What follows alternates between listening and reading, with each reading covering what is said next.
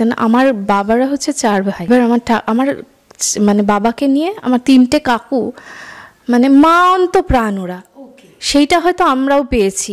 এই যে বড় হয়ে যাওয়ার পরেও যে ঠাকুমাকে আমার কাকুরা এত ভালোবাসতেন, সব সময় দেখতাম বাবা এরকমও হয়েছে তোকে খেতে হবে না, ওটা ঠাকুমার জন্য। এটা না লাস্টে হয়েছিল যখন আমার ঠাকুমা মারা গেলেন, তার 2 সপ্তাহ আগে আমাকে দই দিয়েছিল, একটুখানি দইটা ছিল, এবার আমারও খাওয়া দরকার, ওদিকে ঠাকুমার না খেলে রাগ হয়ে যাচ্ছে, বয়স হলে যেটা হয়। কিন্তু বাবা আমার থেকে নিয়ে গিয়ে এই ঠাকুমাকে দিয়েছেন।